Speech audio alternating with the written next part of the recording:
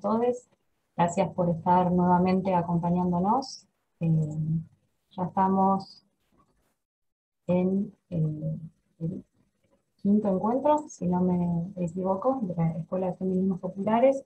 Hoy vamos a estar hablando acerca de estrategias y resistencias colectivas para el acceso al trabajo. Para eso contamos con la presencia de Lucía Kiogan. Ella es licenciada en Economía por la UNMDP, especialista en políticas de cuidados y géneros por Claxo, integrante del espacio de economía feminista de la Sociedad de Economía Crítica, extensionista e investigadora y docente de la Universidad Nacional de Mar del Plata, y también con Julia Rigueiro, que ella es profesora en Historia por la Universidad Nacional de Mar del Plata, magíster en Historia por la UFF de Brasil y militante de Mala Junta Poder Feminista.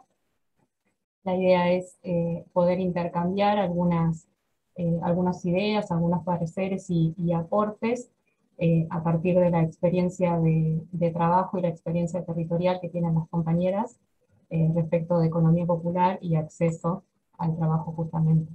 Así que les doy paso a la palabra para que puedan empezar. Creo que ellas van a compartir un Power que después seguro se los voy a estar pidiendo para que lo podamos pasar por mail. Así que, Lu, te cedo la palabra, así ya vamos a arrancar. Gracias, Miri. Hola a todos, ¿cómo están? Con Juli preparamos una presentación como modo de soporte para pensar algunas ideas juntas. La idea es que también se animen a abrir el micrófono y participar cuando tengan ganas y que sea participativo también. Bueno, voy compartiendo la presentación. Uy. Bueno, un poco la invitación por parte de las compañeras de la SECRE venía con la intención de hablar un poco cuáles eran las estrategias feministas frente a algunas desigualdades en el ámbito del trabajo, frente a algunas violencias económicas. Eh, Así que primero la intención era compartir, bueno, en qué panorama estamos, en qué contexto nos encontramos, cómo se explican algunas desigualdades, como para repensar también cuáles son las resistencias, las alternativas, y bueno, y qué avances como movimiento feminista eh, fuimos consiguiendo también. Bueno, primero queríamos compartir con ustedes algunos datos que nos sirven como para pensar por qué se dan estas brechas, estas desigualdades entre géneros que muchas veces comentamos, que tenemos capaz que ahora más presentes. Eh, un poco el concepto de feminización de la pobreza hace referencia a que cuando nos ponemos a mirar los datos de pobreza y desigualdad, encontramos que las mujeres están sobre representadas y también las disidencias. Al momento de mirar los datos de desempleo y también lo que tiene que ver con el trabajo no remunerado, ahí vemos que las mujeres jóvenes sobre todo son las que encuentran más dificultades para acceder al trabajo, pero también sabemos que muchas veces no es que no estén trabajando, sino que están haciendo otras tareas que no son valoradas monetariamente eh, o no son consideradas valoradas socialmente. Bueno, entonces un poco la idea que queríamos compartir y debatir con ustedes, a ver qué pensaban, era reflexionar esto, si la desigualdad económica, la dificultad en el acceso al trabajo, eh, la podemos explicar en parte por la desigualdad de género. Para pensar algunos números en Argentina, acá les traje algunos datos, pero la idea, bueno, es poder también llevarlos a la experiencia personal y poder repensarlos juntos. Acá a la izquierda del dibujito hay una ilustradora que toma las estadísticas del INDEC y las lleva como a historietas, a dibujitos para hacerlas más amenas su interpretación. Cuando pensamos eh, en aquellas mujeres, perdón, que acceden al trabajo, sabemos que eh, hay una brecha salarial, a lo que llamamos brecha salarial, es que las mujeres cobran en promedio entre un 20 y un 27% menos que los varones. Es decir, aun cuando miramos las mujeres y los varones cuando hacen el mismo trabajo y calculamos cuánto ganan, encontramos que siguen cobrando menos que los varones. Además, eh, vemos que tienen mayores niveles de desempleo y esto se profundiza mucho cuando se trata de mujeres jóvenes, menores de 29 años, y además es mucho peor cuando estamos pensando en aquellas trabajadoras del sector informal.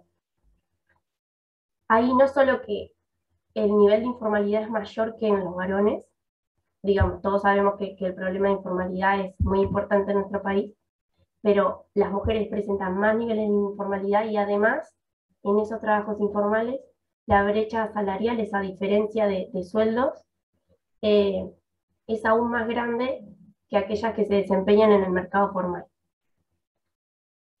Y es un poco cuando buscamos los motivos, nos damos cuenta que al momento de pensar en la cantidad de tiempo que las mujeres le dedican a estas tareas remuneradas, ya sea en el sector formal o informal, vemos que hay un montón de trabajo no pago que las mujeres realizan en los hogares, como ustedes ya bien deben saber.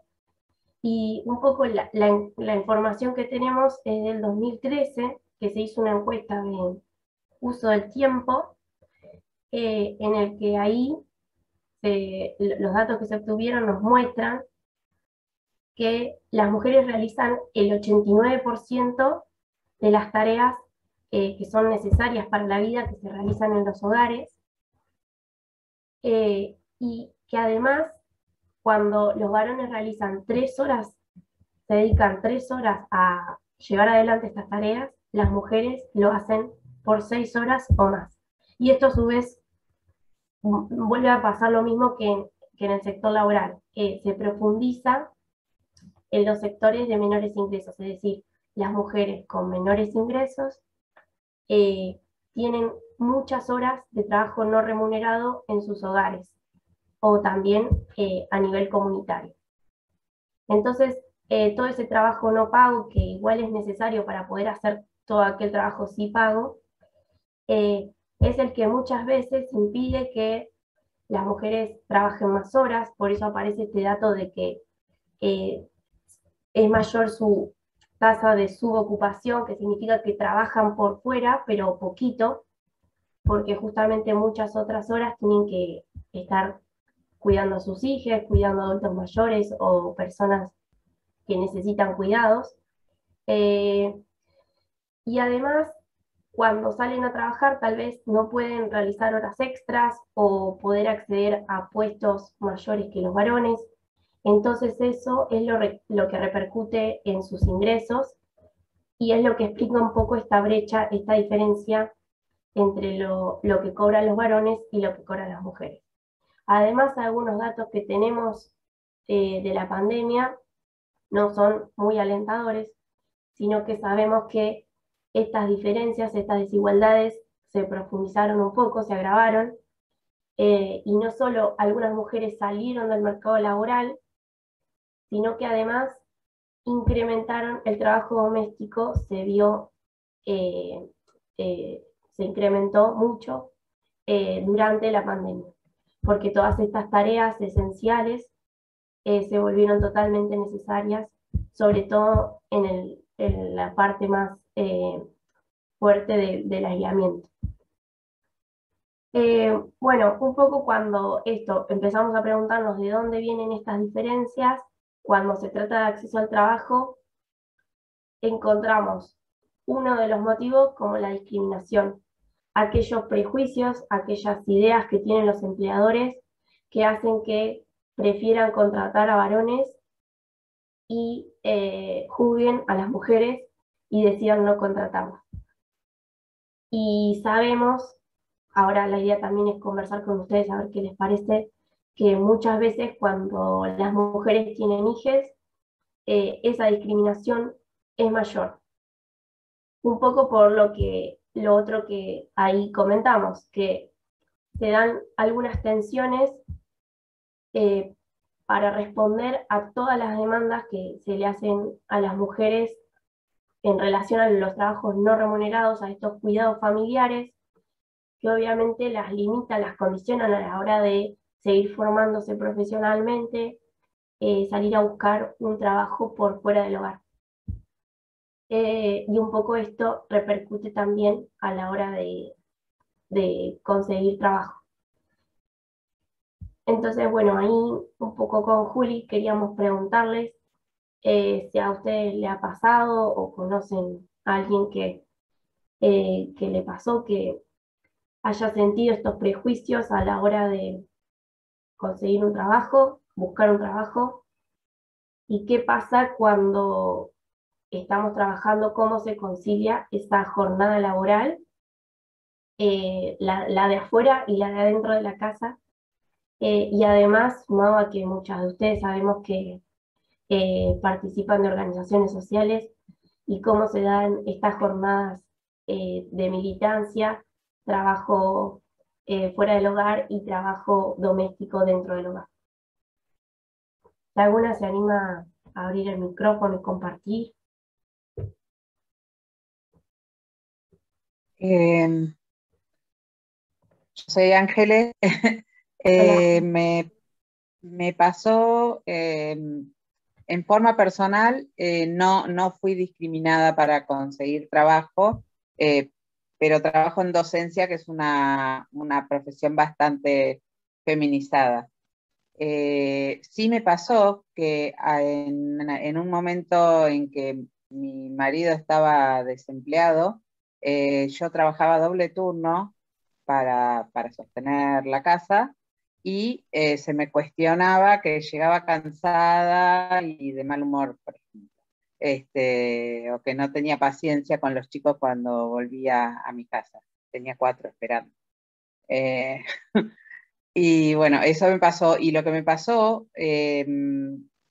fui ayudante de psicología laboral y me tocó acompañar en Toledo una selección de personal, y ahí vi como el psicólogo que entrevistaba a las personas les preguntaba específicamente a las mujeres, no hacia los hombres, si tenían hijos, cuántos tenían, si tenían resuelto quién se los cuidara en caso de que se enfermaran. O sea, era claramente un motivo de discriminación en esa búsqueda de empleo de las personas que se estaban postulando. Lo vi en segunda persona, porque yo estaba al lado solamente observando.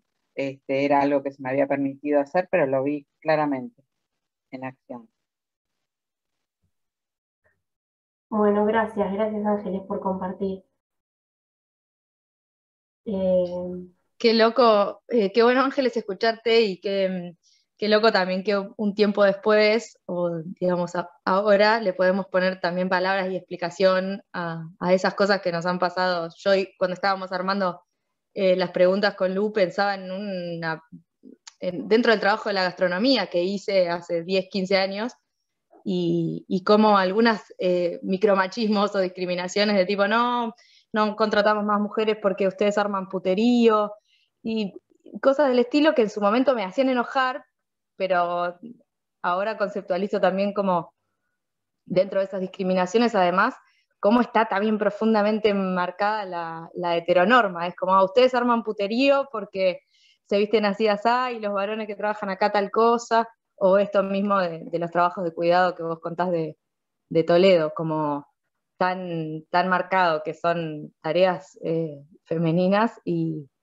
y al mismo tiempo excluyen del trabajo, sin que creo realmente que esos empleadores no lo piensan mucho más allá. O sea, es lo que aprendieron, así trabajan, no se lo cuestionan, y bueno, eso también es lo que de a poco tenemos que ir rompiendo. Sí, tal cual.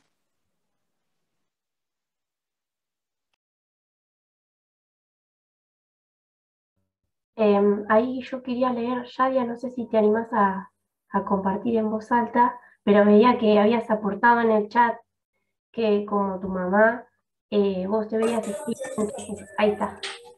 Ahí está, y me animo a hablar ahora que las escuché primero.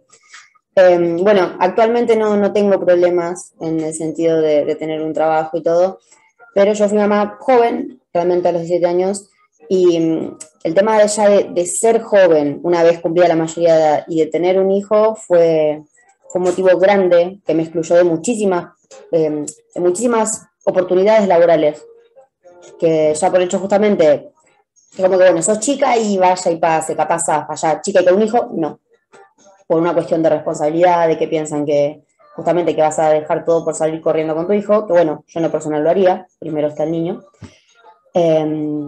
Pero bueno, justamente como decía Julia hace un rato, son cuestiones que no se charlan, o sea, los jefes de empresa no dicen, uy, no, tenemos madres y su prioridad son los hijos, no, para nada. Prefieren andar discriminando gente y contratar personas con una disponibilidad horaria total, que lo único que hacen es trabajar, trabajar y soñar con trabajar, básicamente. Y aparte, Yadia, no sé si te pasó, pero estar dando explicaciones como de tus decisiones personales o de cómo te organizás vos, cuando tal vez a un compañero varón nunca le preguntan por cómo se organiza con sus hijos, y estar como tal vez teniendo que dar cuenta de cómo crías a tus hijos o cómo te organizás, cuando en realidad la tarea laboral es otra. Sí, sí. Ya sea desde, bueno, las clásicas, tenés con quién dejarlo. Bueno, también el tema de la movilidad, que no viene a esto de la pregunta, pero eso de vivís lejos, tenés con quién dejar al nene, tenés para ir, tenés para venir, o sea, te preguntan más de la vida privada y, en fin, lo que importa es que hagas el trabajo como corresponde, en tiempo, forma, y no mandarte ninguna cagada. Perdón, ningún error así grande al momento de cumplir con la tarea. Pero sí, se siente mucho, se siente mucho. Y también me ha pasado de trabajar en cervecerías de noche y todo, y que los mismos jefes de ahí te digan, che, ¿y con quién dejas a tu hijo? ¿Y no te da cosa dejarlo? ¿Y tenés que trabajar hasta tarde? ¿Y quién se encarga? Y todas esas cosas. ¿Y qué carajo te importa? O sea, soy yo la madre, le estoy llevando el pan a la mesa, y si lo estoy dejando es con alguien que lo va a cuidar. No lo voy a dejar tirado, no sé, en un tacho de basura acá a la vuelta y lo paso a buscar cuando salgo. Pero bueno, las cuestiones privadas de la vida de uno, al parecer, son algo muy, muy charlable, muy debatible para todo el mundo, cuando en realidad ninguno aporta a mejorar esa situación. Sí, y aparte un poco, bueno, esta propuesta como de la mirada feminista sobre la economía y el trabajo, también viene a cuestionar esa idea de que vos decías que solo somos una sujeta que trabaja y nada más, sino como repensar, bueno, qué lugar hay para el cuidado.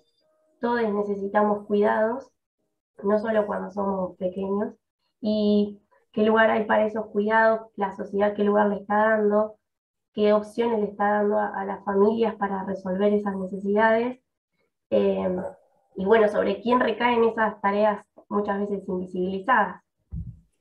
Sí. Bueno, yo en lo personal, actualmente en mi situación laboral, tengo la suerte de poder manejar los horarios bastante, de decir, bueno, hoy tengo al nene enfermo, trabajo desde casa, hago las cosas de la compu. En mi caso particular, las cuestiones de las tareas domésticas y de los cuidados domésticos están totalmente repartidas con mi pareja, así que no me puedo quejar. Bueno, en realidad sí me puedo quejar porque soy mujer, me quejo de todo, pero chiste. Bueno, yo he pasado por relaciones anteriores donde todo recaía encima de una y es como que no corresponde, no está bueno. Cuando ves que las cosas funcionan de otra forma y que está bueno que funcionen de otra forma, decís, la puta, era esto, ojalá que les toque a todas. El tema de no sentir la responsabilidad total de la carga de una casa, ya sea de la parte económica, de la parte de limpieza, de cuidado del niño, mascotas, de todo. Es una cuestión de poder repartir, de poder poner en balanza, de que todos somos autofuncionales, o sea, ya sea para trabajar o para los cuidados domésticos. y está bueno poder compartirlo, poder ponerle palabras hoy en día y que deje de estar tan mal visto el tipo que hace lo que le corresponde en la casa, nada más. Bueno, muchas gracias. No sé si alguna otra quiere hacer algún aporte. Igual, a medida que avanzamos, pueden abrir el micrófono y comentar. Ahí Bueno. la pregunta de la militancia estaba pensada también en función de que la participación política también es un derecho, que la mayoría de las veces nos olvidamos de que tenemos el derecho también de participar activamente de la vida política que sucede alrededor, y que incluso en organizaciones populares, muchas veces esa participación está vetada, sin decirlo, a las mujeres que tienen tareas de cuidado sobre sus espaldas, que les demandan mucho tiempo, y eso por ahí ni se dice, pero la vi recién, no puedo ver todas las caritas porque estoy en el celu, pero la vi a Marina y pensaba que seguramente, o si no compartís, por favor, decilo, Mari, pero de la cantidad de veces que hay reuniones tarde a la noche, cualquier día de la semana, y que lógicamente una mujer que tiene a su cargo niñes o adultos mayores, se le va a complicar asistir a una reunión de 10 a 12 de la noche y volver a cualquier hora, en qué medio de transporte, como decía recién, la movilidad. Y eso por ahí no está pensado, y si algunas nos ponemos a pensar en cómo se componen las cúpulas o las direcciones de las organizaciones sociales, políticas, de los partidos, etcétera, tal vez la mayoría estén compuestas por personas que no se ocupan de las tareas de cuidado en una buena parte, por ahí sí en una parte pequeña, pero no en una totalidad, o en un hogar monomarental, por ejemplo.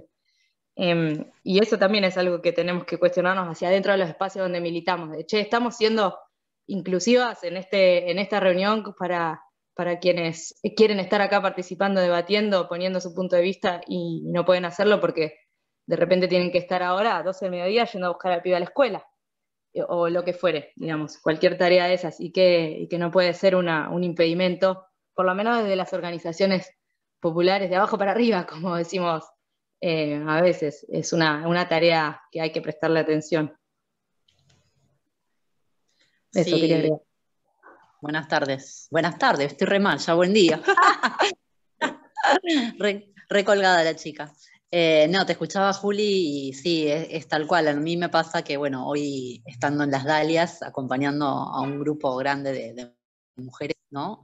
Escuchaba un poco toda la charla. Primero que sí me pasó, yo también laburo en la gastronomía, y uno de mis recuerdos fueron eso, ¿no? No ascender en puestos de laburo porque era mujer, no tener más responsabilidades. Si bien no tengo hijos, bueno, hoy me dedico por ahí sí a tratar de formar a otras compañeras, y tal cual lo que vos planteás sobre los horarios. Por ahí hoy en el barrio me pasa esto con las compañeras, que el 80% de la organización son mujeres, entonces si no pensás con perspectiva de género hacia dónde orientás. Y también me pasa que por mi situación laboral yo trabajo en formación profesional y mi grupo son mujeres, porque doy clases de gastronomía. Entonces, el no darse el tiempo, no poder organizar el tiempo de las mujeres también para formarse y tener estrategias de trabajo, porque muchas son futuras emprendedoras y apunto hacia eso, tiene que ver con la complejidad de que yo sí lo hago. Yo permito que las madres vengan con sus hijas a mis clases. Es una política para mí con perspectiva, y lucho que en las escuelas en las donde me toca trabajar también poder incluirlo, porque si no, no le estamos dando la posibilidad a esa mujer de formación, sobre todo desde abajo. ¿No? Yo laburo mucho en los barrios, en las periferias, entonces para mí fue esa enseñanza también desde el feminismo, encontrarle la vuelta en ese espacio, porque si no es imposible, así como los secundarios, como fueron los secundarios con oficio. Desde educación me parece que tiene que ver, porque fue expulsiva en su momento para muchas de las mujeres, y por suerte con el tiempo fue cambiando, ¿no? Pensar que hoy la escuchaba a la compañera, ¿no? Mamá adolescente también, en las cuales hoy por ahí existen algunos programas en las escuelas donde hay espacios de cuidados para los más chiquitos, y se tienen contemplación, pero falta muchísimo más en el ámbito educativo también para acompañar esas trayectorias. Y después quienes dejaron ese espacio, ¿no? A la maternidad, y después lo laboral le costó muchísimo más poder enganchar para terminar, porque hoy lamentablemente el mercado laboral, así seas emprendedora, para eso todo te requiere de capacitación, y no encontrar esos espacios por más que tuvimos que adaptarnos a este formato virtual, después en lo presencial se complicó también muchísimo más. Sí, tal cual, tal cual. En cada espacio de trabajo, de militancia, está bueno hacer ese esfuerzo de tener esa perspectiva de género, militarla. A full. Bueno, paso a las próximas, pero un poco es lo que ya fueron comentando, adelantando ustedes. Pensando en otros motivos atado a esto que comentaba Mari recién, pensar, y también que había comentado Ángeles, ¿no? Cómo se concentran las mujeres en determinadas ocupaciones y trabajos, a esto que le llamamos segregación horizontal, es decir, en qué actividades económicas están trabajando las mujeres, principalmente en el comercio, en el servicio doméstico.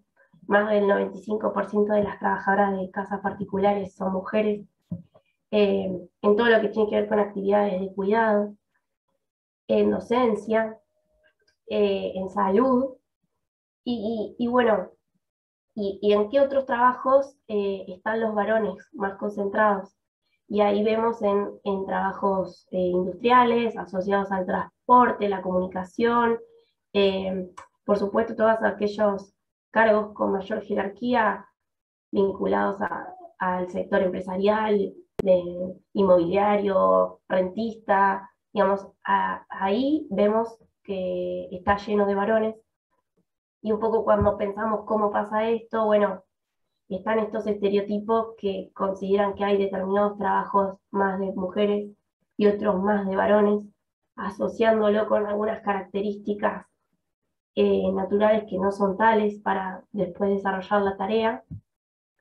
Y también pensar, bueno, estas desigualdades que mencionábamos antes, económicas, el menor acceso a la tecnología, el tener menos tiempo para irte a formarte, o te querés formar pero no sabes cómo sostener el cuidado de tus hijos, más todos algunos prejuicios para realizar alguna tarea, bueno, vinculada con estas ideas de género que hay, un trabajo de varones y otros de mujeres. Y bueno, un poco para traer algún dato propio así como de la pandemia. En 2019 sabíamos que casi el 70% de los trabajos en salud son ocupados por mujeres, es decir, está lleno sobre todo de enfermeras y un montón de profesionales de la salud, mujeres, pero aún así, aunque ocupan la gran parte de este sector, siguen ganando hasta un 18% menos que los varones. Y los varones en este sector de salud, los directores de hospitales, clínicas, en los puestos donde se toman las decisiones, están concentrados por varones. Entonces, bueno, no solo que nos concentramos en algunos sectores que nos pagan menos, sino que además, si en esos sectores hay algún puesto de mayor jerarquía, además lo ocupa un varón. Y bueno, un poco traer estos datos para mostrar que bueno, esto que vamos viendo efectivamente sucede. Bueno, ni que hablar de lo que tiene que ver con la discriminación a las disidencias, a las personas trans, todos los prejuicios que hay sobre ellas, y bueno, celebrando el cupo laboral trans, sabemos que queda todo un largo camino, un trabajo enorme para hacer, para poder lograr la inclusión, ¿verdad? Y bueno, y esto que decíamos también de las oportunidades asimétricas, cómo se dan en los lugares de decisión, ya sean empresas, pero también como recién comentaban ustedes, aún en las organizaciones populares, como los lugares donde se deciden las cosas importantes muchas veces son ocupadas exclusivamente por varones.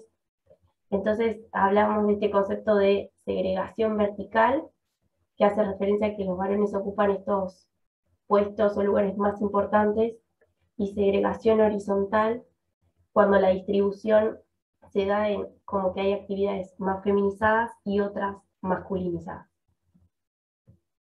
Bueno, acá Juli nos quiso compartir este video. Juli, no sé si querés comentar algo.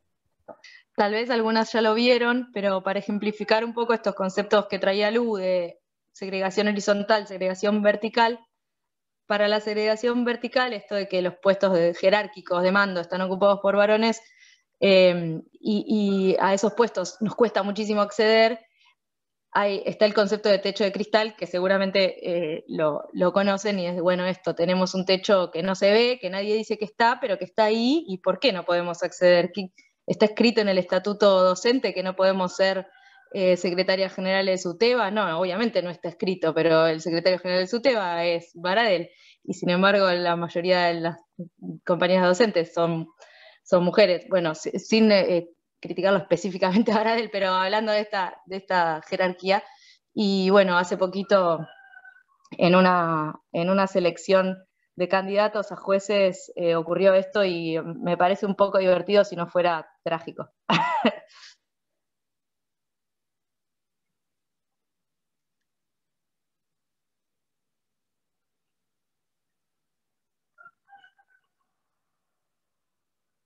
Ay, creo que para que salga el volumen... No sé. Tengo que abrir yo el micrófono, sí, perdón. Eso, no, sí, voy a cerrar el mío.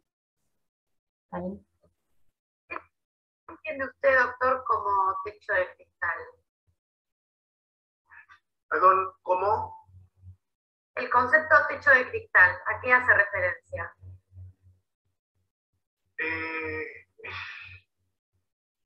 Entiendo que justamente apunta a un montón de estas cuestiones internas que son difíciles de advertir, a menos que uno ingrese en el análisis puntual de la situación. La denominación corresponde a la posibilidad de visualizar una situación concreta como, a ver, ingresando a la realidad de la persona como si no hubiera limitaciones o paredes o techos que impidan visualizar la situación desde afuera. Cortalo cuando quieras, Lu, porque sigue así. La visión integral. No la sabía.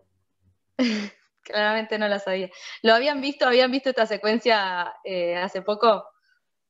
Sí, es terrible. No solo no sabe, sino que habla como si supiera, dando cátedra.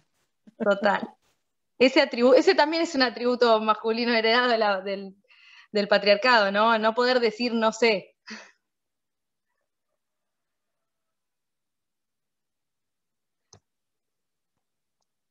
Justamente además en el Poder Judicial que el techo de cristal es todavía más difícil de quebrar, más que de cristal es como de concreto para las compañeras. Un ejemplo de nuestra realidad acerca de estos temas.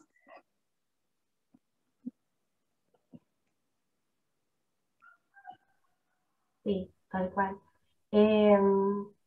Bueno, y un poco también pensar en esos otros motivos por los cuales se hace difícil una vez que podemos entrar al mercado laboral, qué obstáculos o con qué nos encontramos para permanecer.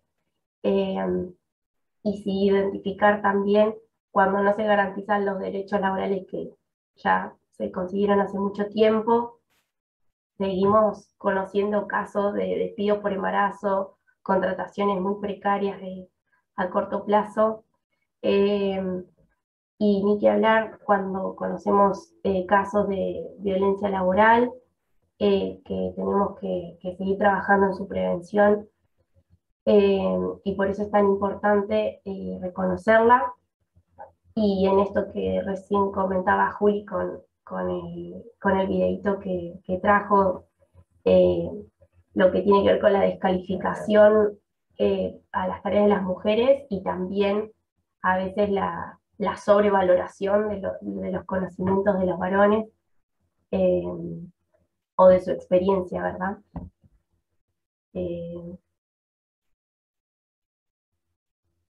Juli, no sé si acá querés presentar los Sí, links.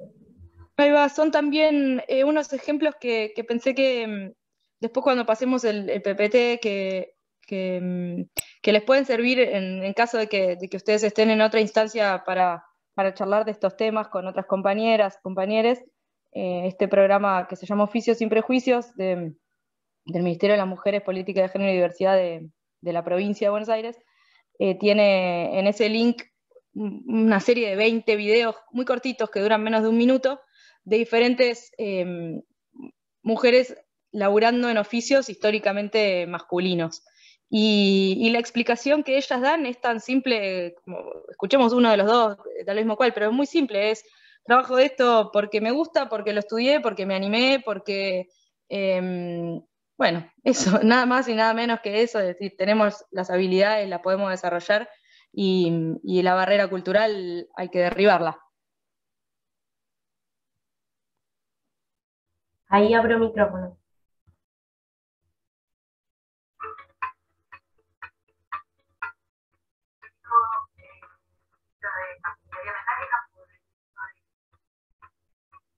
Me gustaba el tema de soldadura y todo una cuestión de generar otros recursos de mi familia y bueno, mi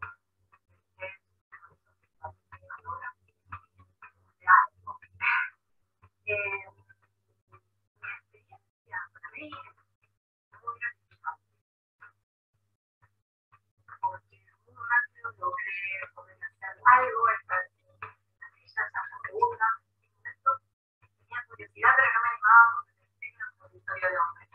Pero bueno, la verdad me jugó a tener que no lo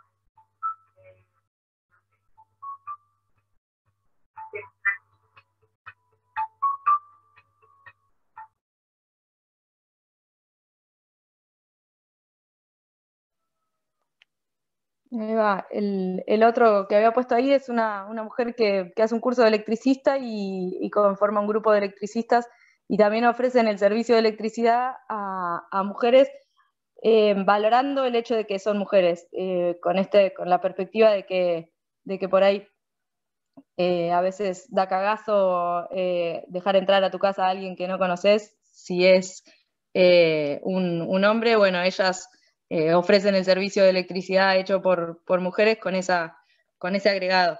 Y bueno, también el resto de las experiencias hay de todo tipo ahí en ese programa de Oficios sin Prejuicios, desde trabajos de la economía popular hasta lugares jerárquicos no sé, de la actividad portuaria, por ejemplo, o de la fabricación de barcos en astilleros, y todas destacan lo mismo, es la práctica, que te guste hacer lo que haces, animarte y practicar y aprender.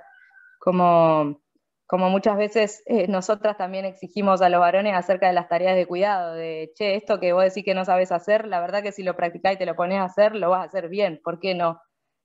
Todas las tareas de cuidado las puede realizar tranquilamente un varón.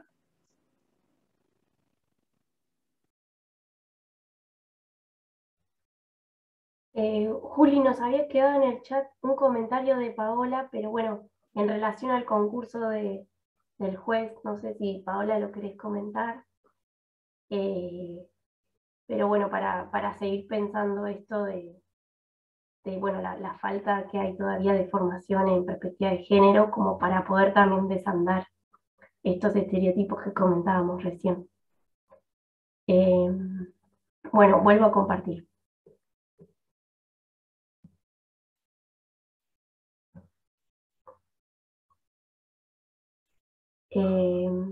Bueno, y otro de los motivos que ya veníamos conversando tiene que ver con estas responsabilidades de cuidado, cómo las exigencias laborales a veces chocan un poco con estas demandas de cuidado de hijes, pero no solo de hijes, sino de toda la familia, sobre todo cuando recaen en esas mujeres toda la responsabilidad, la gestión mental de esas tareas, las precondiciones que le llamamos en economía feminista, decimos no es solo hacer la comida, es todo lo necesario para hacer la comida, todas esas precondiciones, ¿no? Ir a hacer las compras, tener los utensilios limpios para cocinar, tener todo listo para hacerlo, el tiempo. Y bueno, cómo esto se complica, se hace más difícil en el caso de los hogares que están solo a cargo de esas madres con hijes, y un poco esta perspectiva más crítica de la economía quiere empezar a visibilizar todo eso esas tareas invisibles que se realizan al interior de los hogares, que son necesarias para sostener lo visible, para sostener nuestras vidas, e igual de importante, como comentaba Yadia hace un ratito, y cómo, bueno, la economía más hegemónica lo único que mira, lo único que hace foco es en aquello que pone en el centro de los mercados y aquellas actividades que justamente llevan adelante los varones, ¿no? Como que este sujeto económico que se analiza, que se tiene en cuenta, es ese varón blanco, heterosexual,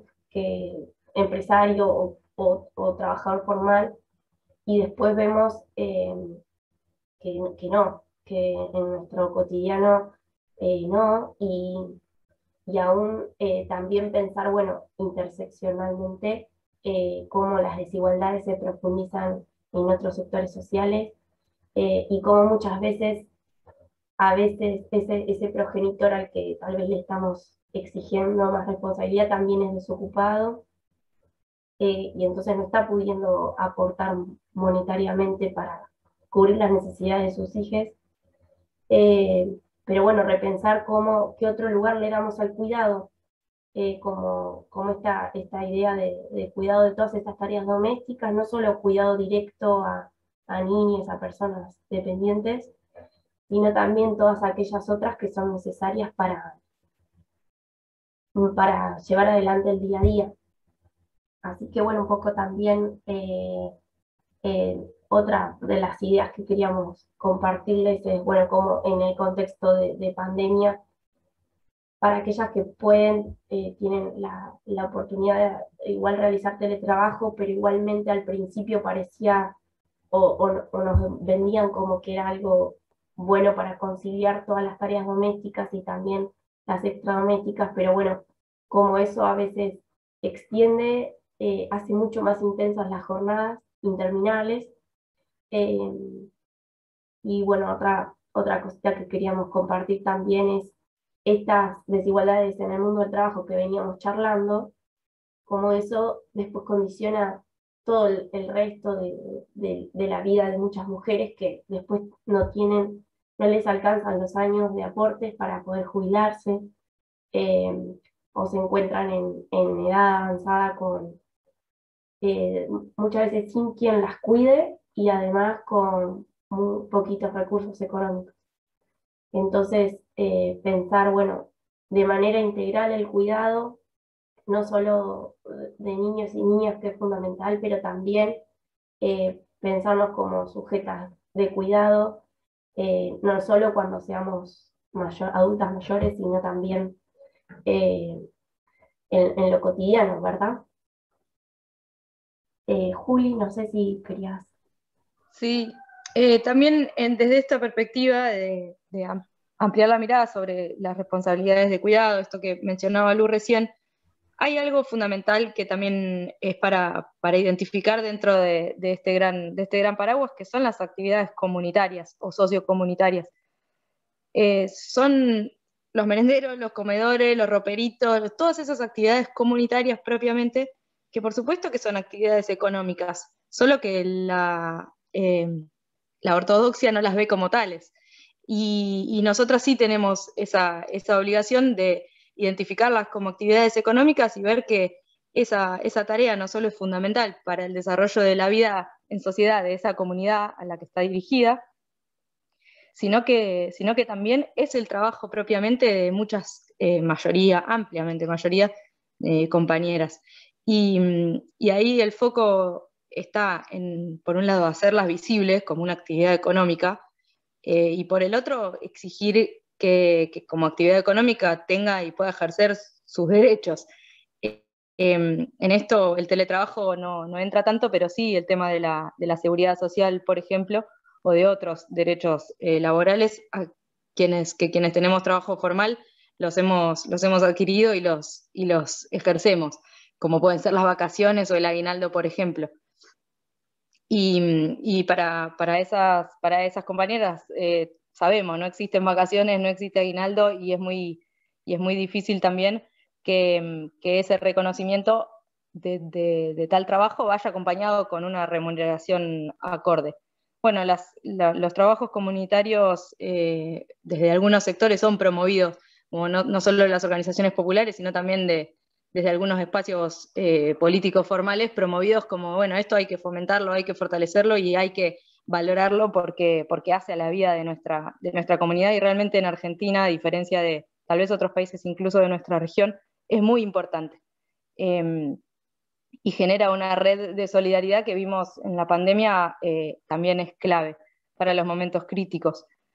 Bueno, acá entra lo que un poquitito más adelante vamos a charlar más en profundidad, pero lo que tiene que ver con la economía popular, y es un sector amplio de la economía en nuestro país que no es formal y probablemente no lo vaya a hacer, porque las condiciones del capitalismo periférico hacen que una parte importante del pueblo trabajador no esté en condiciones de entrar al mercado formal de trabajo. Acá la dejo y lo vuelvo a retomar, si te parece, Lu. Dale, buenísimo. Me adelanté, perdón.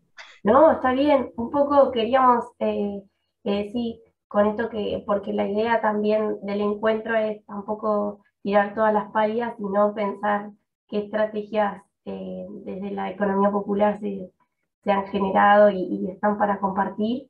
Y bueno, y en esta idea de poner el cuidado en el centro, no dejar de mencionar algunas últimas políticas que ya nos están dando cuenta de cómo el concepto este amplio de cuidado empieza a estar en la agenda por la lucha feminista, ¿verdad? Pero bueno, cómo se van alcanzando algunos derechos, como el reciente reconocimiento de años de aportes jubilatorios por aquellas madres que se les suma un año más de aportes por cada hijo. Y bueno, compartir algunas de estas medidas también, como en la ley, en el régimen de teletrabajo se tuvo en cuenta los casos en los que se requerían cuidados de niños. Y bueno, poder pensar de manera integral cómo el cuidado empieza a tomar un protagonismo, pero así transversal, que no solo sean políticas de desarrollo social o pensarlas como políticas para las mujeres, sino poder reflexionar sobre la importancia del cuidado como central para todos, y desde esta mirada más interseccional también. Bueno, y un poco lo que la idea en esta búsqueda desde esta mirada con perspectiva de género de la economía es encontrar estas causas, cómo se da esta informalidad, esta precarización laboral para las mujeres, qué dificultades existen, porque justamente las formas de organizar, de cubrir esos cuidados siguen siendo muy familiaristas, lo resolvemos con nuestra familia, nuestros amigos, cuando vamos a trabajar. Hay algunos sectores que contratan, pero bueno, también recurren al mercado para poder cubrir esas necesidades de cuidado, y como eso limita la posibilidad, es como un círculo vicioso, ¿no? Para seguir trabajando y participando en el mercado de trabajo. Y a su vez aquellas que deciden, porque también pensar en clave de derechos el cuidado, también entra la posibilidad de aquellas que deciden quedarse a cuidar, bueno, qué posibilidades hay para eso, porque si decidir quedarme a cuidar a mis hijas implica, bueno, no tener recursos económicos, no tener una futura jubilación, bueno, ¿qué otras cosas me limita? No pareciera ser una decisión muy beneficiosa para las mujeres, ¿no? es como la que no queda otra. Entonces, bueno, un poco esta otra mirada que busca poner el cuidado en el centro, la idea es poner sobre la mesa todas esas tareas domésticas de cuidado, revalorizarlas, visibilizarlas, y bueno, cuestionar este concepto de trabajo, ¿no? Que como que trabajo es solo el que por el cual se obtiene una remuneración, bueno, y un montón de otros trabajos que no son pagos y que no están siendo visibilizados, y sobre todo como a nivel comunitario, como decía Julia hace un ratito. Y ahí un poco la idea es como que podamos conversar ahora sobre algunas experiencias desde la economía popular, y bueno, y también repensar cómo aún así en algunas experiencias más horizontales, más desde abajo, igualmente se dan estas desigualdades medio a la hora de tomar decisiones, o que tareas que aún en espacios más piolas, las mujeres se dedican a limpiar los espacios comunes o a hacer tareas menos valoradas, y los varones capaz toman decisiones, o qué espacios hay para nuestros compañeros disidentes, digamos, qué posibilidad hay para que puedan tener un espacio de decisión. Y bueno, un poco la idea era compartir qué experiencias en la economía popular generada por León conocían, sobre todo aquellas que las mujeres y disidencias tienen protagonismo, que rompan con estos prejuicios, y bueno, pensar qué otras estrategias podemos desplegar para poder poner el cuidado en el centro y repensar estas desigualdades.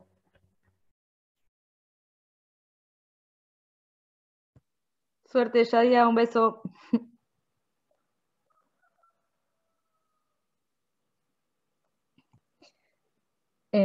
Bueno, refuerzo ahí las preguntas que decía Lu, y le agrego si alguna quiere comentar, sobre todo por ahí que ya compartieron que laburan en la docencia, qué ventajas y qué desventajas le encuentran al teletrabajo, porque bueno, en la experiencia personal están claras muchas de estas reflexiones que trajimos.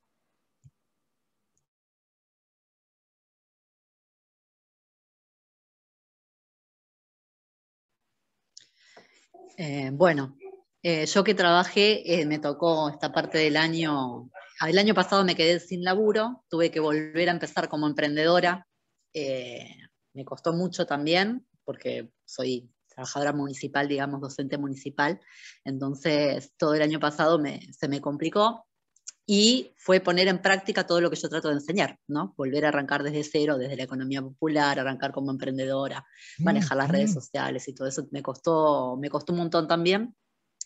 Y me costó después de este año, cuando tuve que empezar con mis alumnas, ver que esa parte de vínculo que tenemos tanto desde las referencias como como formadora, todo creo que en esta situación de la pandemia nos ha costado, y sobre todo con la práctica profesional, ¿no? Y esa demanda de justamente que Mar del Plata sabemos que es como la capital nacional de la desocupación, lamentablemente, cuánto nos cuesta poder encontrar trabajo, sobre todo en las comunidades en las que nosotros laburamos, donde se nota muchísimo más complejo toda esa situación de la inminencia, ¿no? de lo laboral.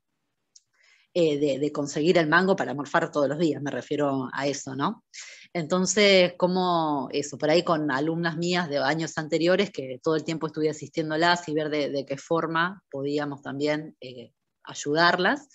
Y después desde el bajo, con lo que estoy ahora también, más allá de mi actividad particular, con la organización a la que acompaño, es ver esto, ¿no? De esas estrategias de la economía popular, que si bien Juli tiene mucha experiencia, ¿no? con el movimiento con el que pertenece, cuando hablamos de la conformación de las cooperativas, de ver cuáles son los requisitos para empezar, ¿no? a trabajar, cuando a veces no tenés plata, básicamente para comenzar, porque todos los insumos se volvieron muy, muy caros, cómo es el ingreso para las ferias. Bueno, hay varias experiencias, capaz que más compañeras tienen experiencias para compartir. Yo conozco varias por mi formación que tiene que ver justamente con lo profesional. No solamente me dediqué a la gastronomía, sino que he pasado en la vida, tengo 42 años, desde la construcción, y hablaba eso de los oficios sin prejuicios, ¿no? Cómo me cuesta con los grupos de mujeres entender que hacer sus propias casas. Arrancamos muy de la base, con mucho prejuicio también sobre los oficios, y que les cuesta mucho a las mujeres realmente meter mano, por ahí. Esa es mi experiencia, que lo veo en el territorio, a mí, entender esas cuestiones.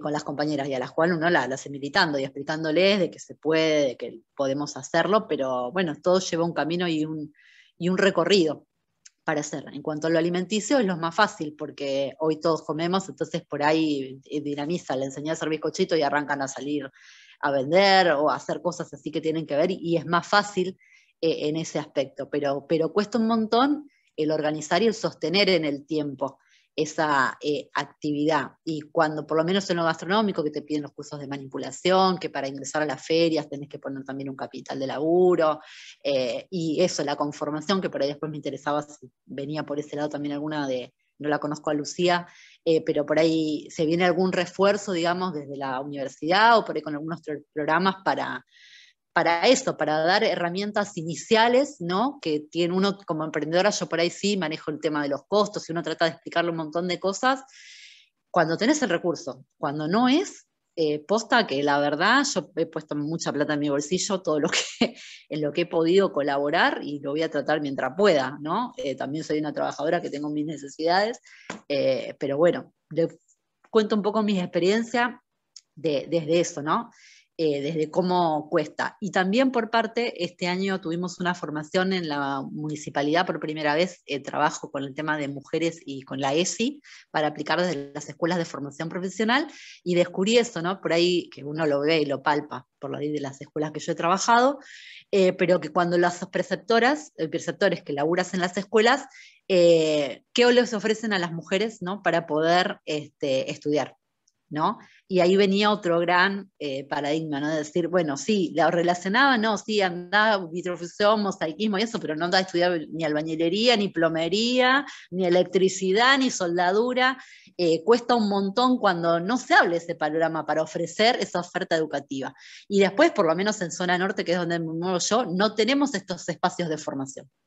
No hay por parte del Estado, y es un reclamo histórico, porque yo lo trabajo y quiero que si llegara de ese lado, y por ahí también lo he hablado con algunas compañeras del ministerio, para ver más allá de lo del potenciar, que tiene que ver qué otras alternativas tienen también en el territorio, porque lamentablemente este año se cerró las escuelas de los secundarios con oficio, que tenían un programa territorial increíble, y lamentablemente dejaron de ser parte. Y entonces, para mí fue un retroceso en ese aspecto. Pero bueno, no quiero monopolizar la palabra, le cuento un poquito el resumen de por ahí qué es lo que me pareció a mí.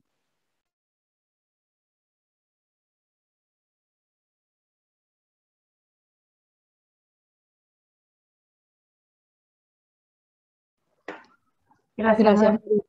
Qué bueno escuchar, porque aparte nombraste varias cosas interesantes para seguir profundizando. ¿Alguna otra compañera que se anime, que tenga ganas de contar su experiencia? Si es durante la pandemia, la verdad es que todo se profundizó, así que tranquilamente pueden encararla por ahí. Lucía, Marcela, Cami, Giselle, Roxana, la que quiera.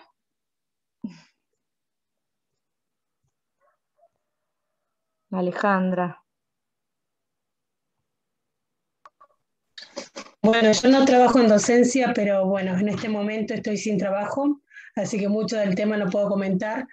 Me dediqué, en estos momentos estoy dedicándome a estudiar y bueno, de alguna manera resaltar de esta situación de que en Mar del Plata no hay trabajo, es verdad, lo que te ofrecen no es no sirve, porque si tenés que trasladarte en colectivo te sale carísimo.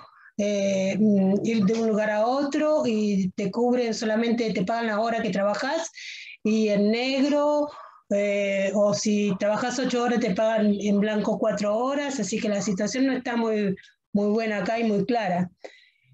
Pero también estaba pensando, ¿no?, en la situación. Tengo una hermana que bueno, rompió con los parámetros estereotipados, normales, digamos, es capitana de barco, y le costó muchísimo llegar a ser capitán de barco de pesca. Ella fue de alguna manera discriminada, maltratada, tanto por el machismo de los jefes hasta los mismos compañeros. Así que la situación la he vivido bastante de cerca. Este tema de que le pagan el 80% menos que cualquier hombre que es capitán de barco, solamente porque es mujer. Bueno, la situación está bastante visible, que estamos cobrando menos, que tenemos diferentes formas de acceder al trabajo, no se consigue un trabajo para las mujeres. Bueno, todo esto lo sabemos. Ahora el tema es cómo seguimos avanzando, ¿no? Cómo seguimos levantando la voz y lograr una igualdad de salario con el hombre.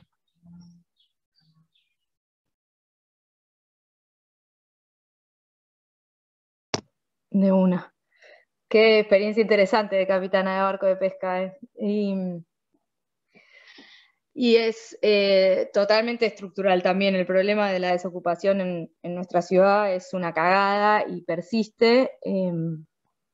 Yo había invitado a Cintia Romero para que venga y charle con nosotras también y nos comente cómo es su experiencia dentro del rubro de la construcción y formar parte de una cooperativa de la economía popular en la construcción. Ella hace un tiempito que es encargada de obra.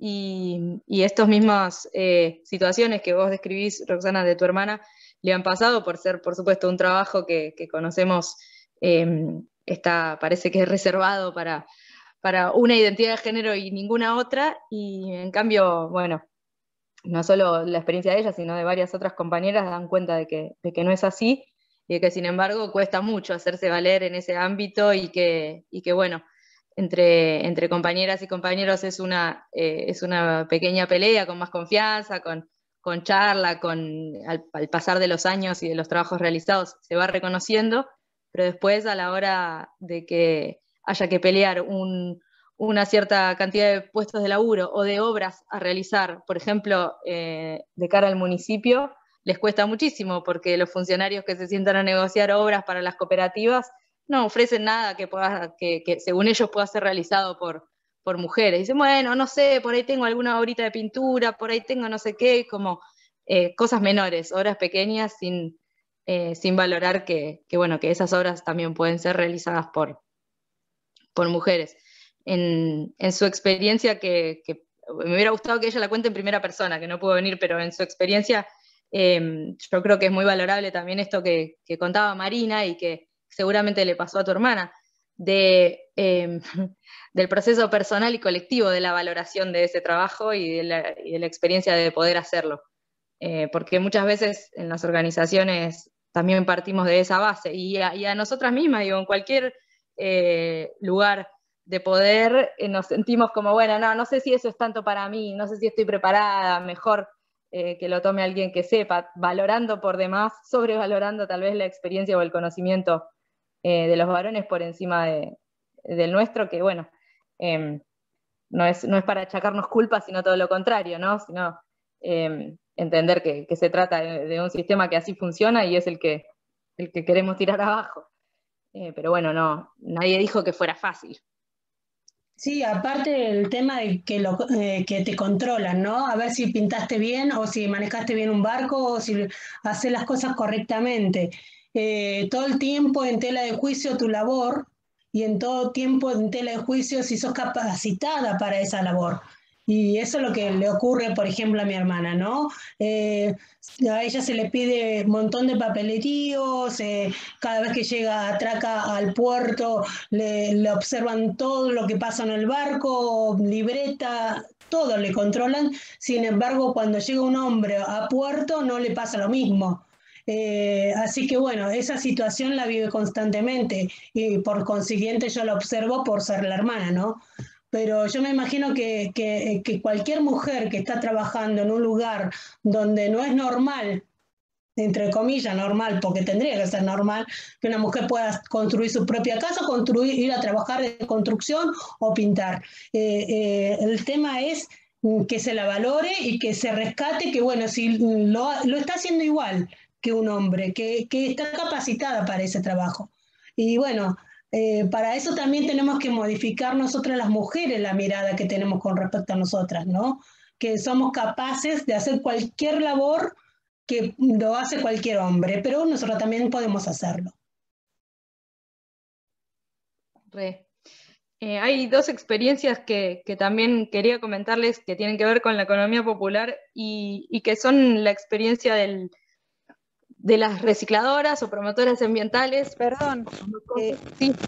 Julia, antes de pasar al otro tema, cuando hablaba recién Roxana, yo pensaba si no tendríamos nosotras mismas que empezar a hacer un poco de discriminación positiva y cuando necesitamos un electricista, buscar una electricista, una pintora, una albañila, y arrancar por ahí, ¿no? Por nosotras.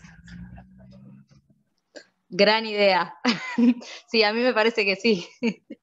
En la medida de lo posible es algo que también de a poco nosotras, como vamos prestando cada vez más atención, de decir, che, tengo que, no sé, voy a ver una película y, espera, ¿cuántas de estas películas tienen directoras mujeres? Ah, una de cada 10, una de cada 15 películas de las que está en Netflix tiene directoras mujeres, ¿en serio? ¿Por qué no pueden ser directoras de cine?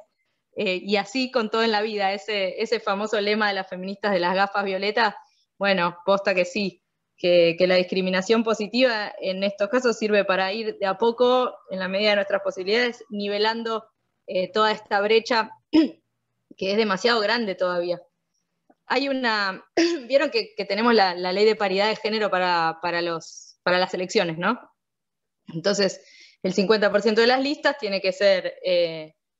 para varones, el 50% para mujeres. ¿Qué pasa con la población travesti trans? Bueno, todavía es una incógnita que la ley de paridad es binaria y hay ahí cierta incongruencia. Pero aún con la ley de paridad, no existe paridad real en el Congreso provincial o en el Congreso nacional. No hay la misma cantidad de mujeres que varones. Y esto porque todavía... falta hacer todos estos pasos y, por ejemplo, hay una propuesta de modificación de esas leyes que dice que van a tener que ingresar mujeres hasta que haya un 50 y un 50 dentro de la legislatura, por ejemplo, de la provincia de Buenos Aires o del Congreso Nacional. Y recién ahí van a ir ingresando un varón, una mujer, un varón, una mujer. Pero mientras tanto, si no hacemos este tipo de discriminaciones positivas, vamos a seguir siempre corriendo atrás del patriarcado. Así que de una que sí, que bien vale valorar también nosotras el trabajo por parte de compañeras de ciertos oficios anteriormente masculinizados. Y bueno, y saber que somos minoría todavía, esto que nosotras estamos discutiendo, pensando, reflexionando, todavía no se cuestiona a lo largo y ancho del país, en todos los sectores, para todas las familias, para todas las personas. Y bueno, ese también es un trabajito de hormiga que el feminismo lo tiene claro, pero hay que ir haciéndolo. Les cuento las otras experiencias, es un par de experiencias que me pareció importante también charlarlas. Una es la de las recicladoras, o sea, las cartoneras y promotoras ambientales, y la otra es del trabajo rural, porque allí también hay mayoría de mujeres trabajando y como se suele decir, pero que no está de más recordar los datos, el 70% de la verdura, fruta, hortalizas que comemos están producidas por manos de mujeres pequeñas productoras, campesinas, agricultura familiar, y eso es el alimento que ingresa a nuestro organismo y es lo que también, así como las tareas de cuidado son fundamentales para la vida, por supuesto el alimento también es fundamental para la vida, y allí hay un trabajo social no valorado como debería, incluso en materia de derechos laborales, no solo de reconocimiento social, sino de derechos laborales. Y ahí también hay hay una alternativa por parte de la economía popular y de la perspectiva de género de valorar de otra manera y de entender de otra manera la economía de nuestro país, que no es solamente, como a veces nos quieren hacer creer, el precio del dólar, sino todo lo que hace a nuestra vida cotidiana y a nuestra subsistencia. Y con respecto a las cartoneras, las recicladoras o a las promotoras ambientales, de la misma manera que las trabajadoras rurales, es un trabajo fundamental para cuidar el único planeta que tenemos y que bien sabemos está en clarísimo riesgo por obra y gracia de la actividad humana. Ahí, por último, solamente quería valorar la importancia de la educación dentro de estas alternativas de la economía popular y feminista, porque así como mencionaba Mari, los secundarios con oficios dentro del plan FINE, por ejemplo, o cualquier experiencia educativa que vaya a contramano de lo que nos enseña el patriarcado, va a ser muy, muy valiosa para ejercer todas estas cosas que venimos charlando. Incluso y fundamentalmente para una población tradicionalmente excluida de la educación, como es la población travesti trans, porque, bueno, bien sabemos que las escuelas tradicionales no han sabido, no han podido, no han querido incorporar las niñeces trans o incluso las personas adultas con identidades de género heterodoxas por fuera de la heteronorma, y en estas experiencias de educación popular sí son plausibles de ser no solo incluidas, sino bien recibidas, valoradas y potenciadas. Entonces, a partir también, yo, porque soy una fundamentalista del valor de la educación y creo que acá varias lo somos, creo que son valiosísimas para el empoderamiento y para la mejora de la sociedad en su conjunto, incluso hasta para no votar ridiculeces como gente como Milei y cosas así. También es importante la educación.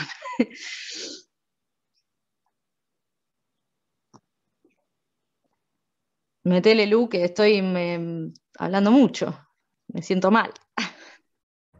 No, invitarlas a ver si quieren hacer algún comentario sobre los temas que vimos hoy, o también cómo fue el proceso, ya que es el sexto encuentro, cómo vienen ustedes, qué piensan para sus espacios de militancia y trabajo, cómo esto se puede ir trabajando o compartiendo.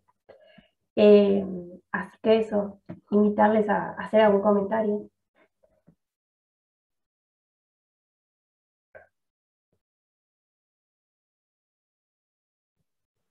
Claudia, dale.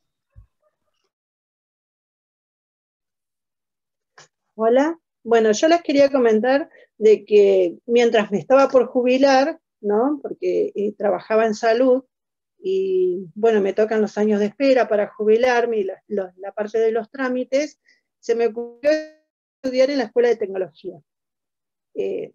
Cuando ingresé a la Escuela de Tecnología, creo que dentro de lo que yo iba a estudiar era la única mujer. Pensé que iban a haber más ingresos. Cuando me encontré, primero por la edad, ¿no? Que eran toda gente joven, después que fui la única mujer. No fui becada por ser mujer, porque supuestamente, seguramente por la cantidad de hijos que tenía no iba a terminar, pero era un desafío personal. Y aparte digo, bueno, ¿qué voy a hacer ahora que me estoy por jubilar?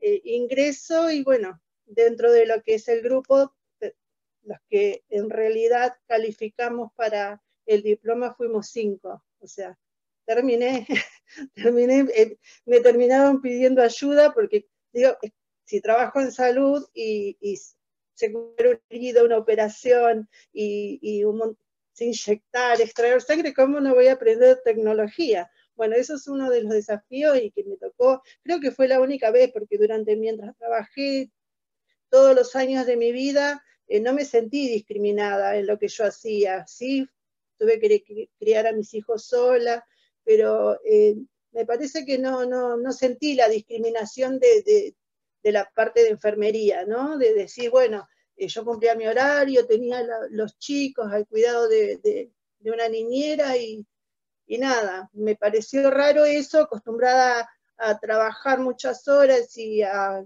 a llevarme el mundo opuesto, que de golpe entré a la escuela de tecnología y me encuentre con esa discriminación de que ahí creo que fue una de las primeras veces que me sentí discriminada, porque primero por la cantidad de chicos, que eran 3 chicos, ¿cómo iba a terminar una mujer que se estaba por jubilar al lado de un montón de adolescentes? Sin embargo, bueno, lo pude terminar, que creo que lo aprendí para poder enseñarlo después a otras mujeres, y bueno, y aparte de eso, hice como una agrupación, un colectivo de mujeres para poder capacitarlas, y bueno, me dedico a eso. Una vez jubilada ya el desafío mío era ponerme a la altura de un pibe también, ¿no? Porque digo, ¿cómo si ellos pueden estudiar y yo no lo puedo hacer? Porque cuando me hicieron el censo y todo, medio como que me echaban para atrás, digo, bueno, ¿tengo la capacitación suficiente para estudiar en una escuela de tecnología? Sí, la tengo. O sea, siempre soy muy para arriba. No me gustó el ambiente, terminamos 5, una fui yo, en un oficio que en el momento era muy remunerado, sigue siendo remunerado, no me dedico a eso porque la intención era simplemente un desafío para mí poder ingresar, rendir los exámenes bien y recibirme. Pero ahí me di cuenta de que sí, de que que en realidad de cierta forma nos discriminan, o sea, por la edad, por los chicos y por ser mujer. Y con respecto a las organizaciones pasa exactamente lo mismo, porque ahora que tenemos nuestro colectivo de mujeres, nosotros no discriminamos a los hombres, los incluimos si quieren participar con nosotras. Al contrario, creo que es una forma de desconstruir también todo esto del machismo, ¿no? Si ellos quieren participar, les enseñamos, pero en las capacitaciones. Pero en realidad me di cuenta de que no tengo que discriminar por ser hombre tampoco. Pero nos dedicamos a eso, en una labor comunitaria directamente para las madres que hacemos, que están solas, porque es lo que me tocó vivir a mí, lo replico, les damos sus tiempos, sus horarios, que puedan, las que tienen chicos, si no pueden participar no hay problema tampoco. Hacemos en realidad el trabajo que nos gustaría que todas las organizaciones hagan, ¿no? Ser inclusivas, respetar, trabajar con perspectiva de género, trabajamos con niños, adultos, adolescentes, hombres, mujeres, en las sociedades de fomento. Esa creo que es un trabajo que yo vi que al sentirme discriminada por la escuela, creo, más que nada, ¿no? Porque si vos me decís que en el hospital me discriminaban, no, en emergencia tampoco. Siempre, en realidad siempre fui muy correcta con los horarios, con todo. Sí me sentía mal a veces no pude participar de lo de mis hijos, como ser fue abanderada una y no pude participar porque no tuve el permiso. Pero después, dentro de todo, tratamos de como organización hacer todo lo que vi mal, ¿no? Incluso ahora, en el circuito, nosotros fuimos a una reunión de circuito, creo que está mi compañera ahí, en el Zoom, y eran todos hombres. Y éramos las 2 únicas mujeres, ¿no? De las organizaciones, los dirigentes. Y me pareció medio como que, medio chocante, ¿no? Porque de golpe digo, uy, estamos militando el feminismo en los barrios, y de golpe vas a una reunión donde están todos los dirigentes de nuestra zona, y éramos las 2 únicas mujeres. Bueno, después llegó una más, pero me parece que hay una diferencia enorme, ¿no? También dentro de lo que son las organizaciones, de que los dirigentes tengan que ser hombres, ¿no? Porque el sector feminista siempre lo manejan aparte. Agradezco yo al Frente que siempre nos puso ahí dentro de un circuito donde eran todos hombres, y también tomó el valor que tenemos en género como para decir, bueno, las ponemos a ustedes en el grupo para que también militen la parte de género, ¿no? Porque después, te digo la verdad, como la escuchaba recién, en la parte de todos los movimientos sociales y donde todos tenían su referente, eran todos hombres. Fuimos las 2 únicas mujeres. Y eso me parece que esas son cosas que debemos ir cambiando, ¿no? Desde la militancia de los territorios. No dedicarnos exclusivamente, porque dice, no, las mujeres van a género, los hombres van a la política. No, las mujeres hacemos política y hacemos género. Y política con género, van de la mano. Si no, no sirve, ¿viste? Entonces eso es lo que quería aportar. Gracias.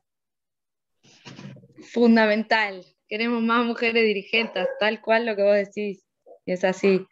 Y existe ese peligro ahí hay un agregado, existe ese peligro que vos decís, que le llamamos a veces del cuarto propio. Nos mandan al cuartito de feminismo, al cuartito de género, enciérrense ahí, charlen de sus cosas, no a las bolas.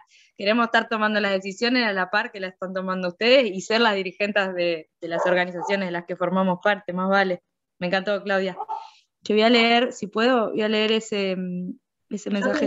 Yo te leo, dale, si dale. querés. Bueno, Lucía aportaba que ella tuvo experiencia trabajando en un CECU con oficio antes de la pandemia, y bueno, para ella era una herramienta muy importante de inclusión y de pertenencia. Se genera compromiso, solidaridad y participación, como bueno, estos espacios donde también podemos generar otras prácticas. Lucía, si querés abrir el micrófono y comentar. Y bueno, y después Ángeles aporta, le pide a Claudia los datos para compartir e intercambiar para sus alumnas, y ella aporta que en la Facultad de Ciencias Económicas, a través de las prácticas sociocomunitarias, ayudan, acompañan a armar pequeños emprendimientos y organizaciones.